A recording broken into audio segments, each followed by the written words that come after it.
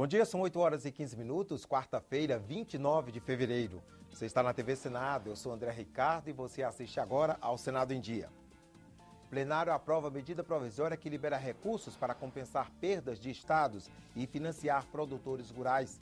Senadores querem mais poderes para o Conselho Nacional de Justiça, encarregado de investigar juízes. Comissão de Assuntos Sociais analisa projeto que assegura benefícios para portadores de hepatite B e C. E CPI mista da violência contra a mulher vai colher depoimentos em todo o país. Agora, no Senado em Dia.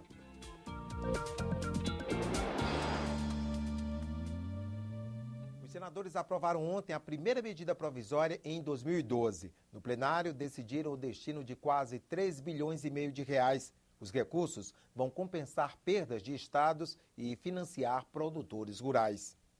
Foi a primeira medida provisória aprovada em 2012 pelo Senado. Ela autoriza que a União repasse 1 bilhão e 950 milhões de reais aos estados e municípios para compensar perdas que eles têm com a isenção do ICMS a produtos exportados. A matéria é urgente, relevante, justa e o nosso voto é favorável, tanto na constitucionalidade como com relação ao mérito.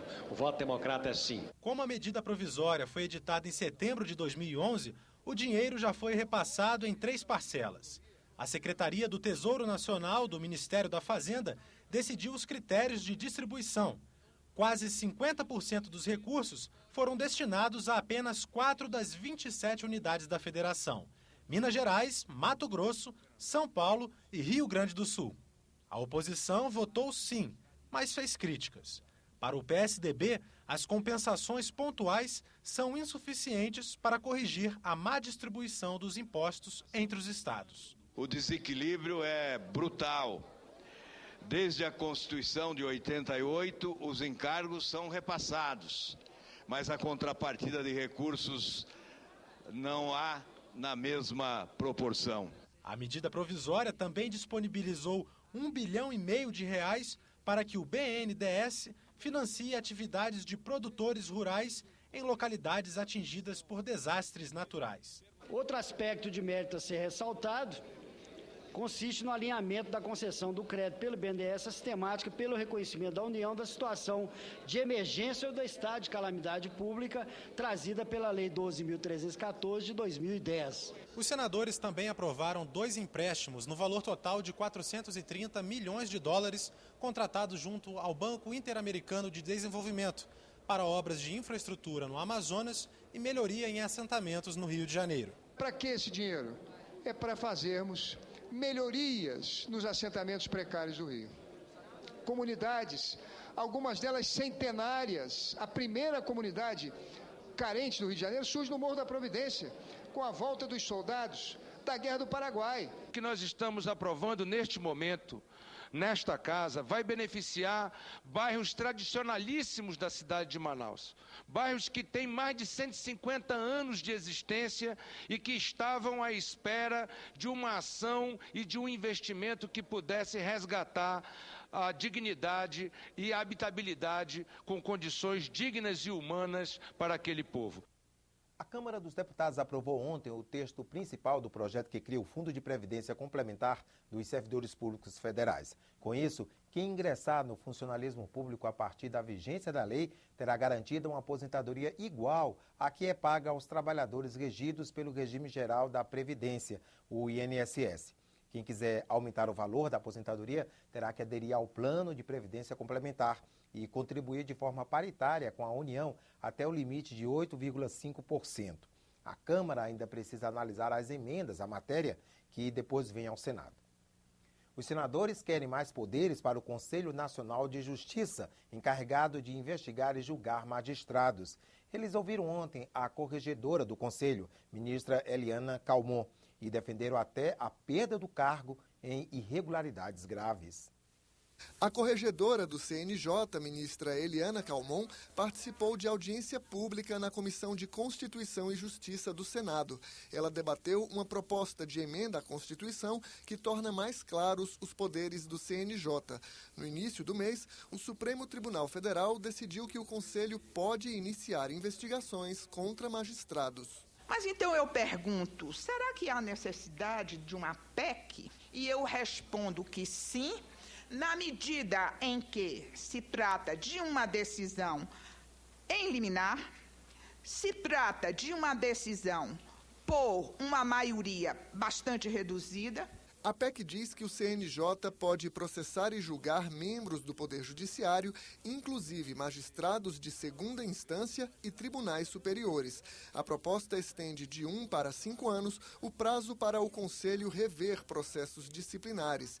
E o CNJ não precisa esperar a decisão das corregedorias estaduais para iniciar a investigação. As corregedorias locais estão absolutamente despreparadas para atender à demanda necessária e também pela cultura que se estabeleceu, com ranços, inclusive, de uma civilização bonapartista, de que nós temos de nos proteger. Quando alguém tinha que ser punido, né, os desembargadores mais velhos chamavam aquele desembargador, né, o faltoso, e dizia: olha, está na hora de você se aposentar. Essa era a punição. Eliana Calmon disse que o Poder Judiciário precisa punir os maus juízes. É dificílimo um tribunal julgar desembargador. Se o desembargador, inclusive, é aquele que tem liderança, que tem a simpatia do colegiado, e aqui eu quero dizer que os malandros são extremamente simpáticos, o tribunal não tem condições sequer de julgar. A PEC também garante ao CNJ acesso a documentos sigilosos. Não se trata de quebra de sigilo. Aqui não está pedindo para grampear ninguém. Aqui não está pedindo nenhuma informação referente a paraíso fiscal, não. São documentos sigilosos ou não já existentes. Por exemplo, como contas telefônicas. Os poderes do CNJ podem avançar ainda mais. Senadores defendem que o órgão determine a perda do cargo ou a cassação da aposentadoria para os juízes que cometem irregularidades graves. Hoje, a punição só vale com decisão judicial. Fica cada vez mais claro para nós que esta proposta de emenda constitucional, ela servirá para, primeiro, ampliar as prerrogativas de funcionamento do Conselho Nacional de Justiça. Segundo, deixar claro que a competência do Conselho Nacional de Justiça e da sua corregedoria é concorrente para com as corregedorias dos Tribunais de Justiça. O Museu do Senado vai mudar de nome para Museu Itamar Franco. É o que determina o projeto aprovado ontem na Comissão de Educação. O texto segue agora para a mesa diretora, que dará a palavra final. Itamar Franco foi presidente da República e governador de Minas Gerais. Morreu em julho do ano passado, durante o segundo mandato como senador. Confira agora a agenda das comissões do Senado para amanhã desta quarta-feira. Faz audiência pública para discutir projeto de lei que obriga empresas telefônicas a oferecerem planos para atendimento específico a pessoas com deficiência auditiva ou da fala. A subcomissão sobre aviação civil, ligada à Comissão de Infraestrutura, se reúne para eleger o vice-presidente e examinar pedidos para a realização de audiências públicas. A Comissão de Constituição e Justiça está prevista para logo mais às 10 horas da manhã. A repórter Dinalva Ferreira está ao vivo no Túnel do Tempo daqui do Senado e traz informações sobre a pauta da comissão. Bom dia, Dinalva. Bom dia, André. 5 matérias estão na pauta de hoje da Comissão de Constituição e Justiça. Entre elas está a proposta de emenda constitucional que reduz o número de recursos em ações judiciais para dar mais agilidade à justiça. A chamada PEC dos recursos foi sugerida pelo presidente do STF, ministro César Peluso, para tentar evitar que recursos aos tribunais superiores sejam usados apenas como instrumento para atrasar decisões judiciais definitivas. A matéria, que é criticada por criminalistas e pela OAB, permite que processos julgados em segunda instância possam gerar efeitos imediatos. O parecer do relator, senador Aloysio Nunes, é favorável à matéria, mas ele fez algumas mudanças no texto e apresentou um substitutivo à proposta original do senador Ricardo Ferraço. André? Obrigado, Dinalva. A Comissão de Assuntos Sociais se reúne daqui a pouco às 9 horas. Na pauta está um projeto de lei que assegura benefícios para os portadores de hepatite dos tipos B e C. A proposta pode melhorar a vida dos 5% de brasileiros infectados, o equivalente a 10 milhões de pessoas no país. Cerca de 5% dos brasileiros, 10 milhões de pessoas, têm o vírus da hepatite B ou C, mas a maioria não sabe. A doença só apresenta sintomas na fase mais avançada. As manifestações clínicas que possam eventualmente levar o paciente ao hospital ou a procurar o médico já acontecem quando você está perto de uma insuficiência hepática grave, quase precisando de um transplante de fígado.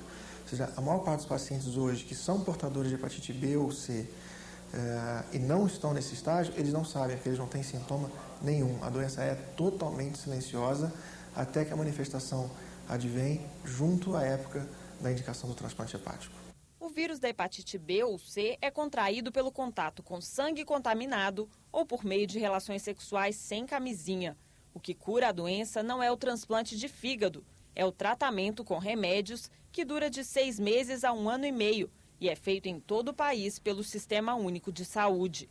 Segundo o Dr. Lúcio, é um tratamento difícil e apenas 20% dos pacientes são curados. Alguns pacientes não conseguem terminar o tratamento, porque no meio do caminho a toxicidade impede com que o tratamento se continue. Alguns pacientes não toleram o tratamento por manifestações psiquiátricas, que a droga também causa. E muitas das vezes o que a gente vê é que após esse sacrifício todo de todos aqueles que enfrentam o tratamento e chegam a 1 ano e meio ao final da continuidade do uso do medicamento, na maioria das vezes eles não conseguem negativar o vírus. Um projeto de lei em análise no Senado assegura a quem tem hepatite B ou C os mesmos benefícios previstos em lei para os portadores do vírus da AIDS, como a garantia de licença para tratamento de saúde e o auxílio-doença durante esse período. Outros benefícios são a aposentadoria antes de completar a idade ou o tempo de serviço previstos em lei, a pensão por morte aos dependentes e o resgate do fundo de garantia, mesmo sem rescisão do contrato de trabalho. São doenças crônicas que acabam em câncer e é preciso oferecer a esses doentes o auxílio do Estado através de uma legislação competente que assegure a eles um bom atendimento médico. A gente tem um universo de pacientes que representa 10 vezes mais pacientes do que o universo de portadores do vírus da AIDS e nada mais justo do que a gente ampliar o direito a todos esses benefícios a esses pacientes que até então estavam negligenciados. Mais 2 comissões se reúnem na manhã desta quarta-feira. A audiência pública na Comissão de Meio Ambiente, a ministra Isabela Teixeira fala sobre a posição brasileira na Conferência da ONU Rio+20, que ocorre em junho, no Rio de Janeiro. E na Comissão de Educação, é o ministro Aloysio Mercadante que será ouvido em audiência pública. Ele fala sobre os planos e diretrizes do Ministério da Educação para os próximos anos. A CPI mista da violência contra a mulher deve fazer audiências em todas as capitais brasileiras.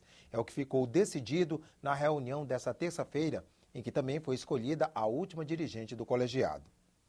Na primeira reunião de trabalho da CPI mista da violência contra a mulher, os parlamentares elegeram a deputada Keiko Ota, do PSB, como vice-presidente. Keiko também é diretora da União das Vítimas de Violência de São Paulo. Uma mulher é agredida a cada 7 minutos no estado de São Paulo. Entre setembro a dezembro, 196 mulheres foram estupradas e foram assassinadas. Senadoras e deputados definiram o foco da CPI. Nós queremos, com essa CPMI, saber como que as instituições públicas no país, no Brasil, estão atendendo as mulheres que são vítimas de violência. O Brasil ocupa o 12º lugar em número de mortes de mulheres. Dados do Instituto Sangari indicam que entre 1998 e 2008, mais de 42 mil mulheres foram assassinadas no país. 40% dos homicídios ocorreram dentro de casa. A comissão vai visitar todas as capitais brasileiras e fazer audiências, pedir informações a órgãos públicos e criar grupos para agilizar o trabalho. A CPI tem até 19 de agosto para responder por que tantas mulheres continuam morrendo no Brasil, apesar de uma legislação tão rígida como a Lei Maria da Penha. Buscar todas as informações para que tenhamos essas respostas. e a partir disso a CPMI se propõe a apresentar sugestões de políticas públicas para superar essas dificuldades. O Senado em Dia termina aqui. No decorrer da manhã, você acompanha outras informações nos boletins do Senado Agora. Enquanto isso, continue assistindo a nossa programação.